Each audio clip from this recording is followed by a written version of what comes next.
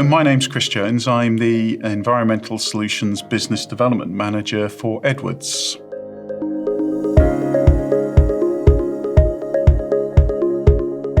So the EU has been interested in sustainability for many years and recently has come up with a green plan. There are many aspects to this plan, and it includes climate action, clean energy, sustainable industry, my personal favourite, farm to fork. But we're talking about the semiconductor industry. The plan is enshrined in law, and that's really, really important. We're going to be investing about €1 trillion between now and 2050, of which half is going to come from the EU's own budget and from the EU's emission trading scheme. And the other half is going to come from public and private investment, as well as from transnational co-financing. There's a lot of crossovers between what goes on in the semiconductor industry and those numerous aspects of the Green Plan. But to keep things simple, let's just stick with climate action, clean energy, and the water aspects of sustainable industry. The EU wants to be climate neutral by 2050, and in this aspect, climate neutral means the management of all greenhouse gases, not just carbon dioxide. So in 1990, the EU emitted around about 5 gigatons. That's 5 billion tons of carbon dioxide equivalent. The 2008 plan targeted 20% by 2020 and 40% by 2030. The Green Plan's gone beyond that. We're now targeting 55% reduction by 2030, moving all the way to 100% by 2050. So how are we going to get to zero emissions by 2050? That sounds quite ambitious. The EU is reviewing all aspects of its legislation to make sure, in its words, that it's fit for 55. This includes green energy, renewable energy, forest and land use, as well as building energy and the aspects associated with energy taxes.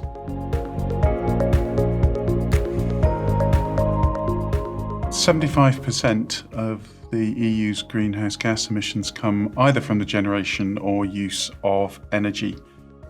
The Green Plan relies on the use of renewable energy in an interconnected, integrated, and digitalised energy market sector. Really important moving forward that everybody in the EU benefits from this plan. So of the €1 trillion that we've already been discussing, €800 billion are going to be spent on offshore energy, moving us from about 12 gigawatts to 300 gigawatts of wind power, and from 13 to 40 gigawatts of ocean power, tidal power, that sort of thing. But it's not all about offshore. We're going to be investing in the generation of green hydrogen by electrolysis. Up to 40 gigawatts of electrolyzers are going to be put in. That's going to enable us to produce 10 million tons of green hydrogen every year. The integrated nature of this approach is really important. This has to be energy for all, across all borders within the EU. There's a further benefit that is going to be derived as we decarbonise the grid. The use of fossil fuels, the burning of fossil fuels, generates pollutants such as nitrogen oxides, carbon monoxides, particulate matter. All of these are really quite harmful. So as we move away from a fossil fuel-based energy system, so the concentration of those species are going to reduce substantially, and there are huge benefits for health and the environment of the decarbonisation policy. The subject of industrial sustainability is quite broad and includes things like water usage. Water is a critical material for the semiconductor industry. We use and create a lot of ultra-pure water. The ultra-pure water is used for washing wafers. The industry extracted more than 1,000 billion litres of water last year. It tries to put most of it back with a substantial amount of recycle, say 80%, 90% recycle. So why is this a problem? Why is this a problem in Europe when we would hardly say we were in an arid region?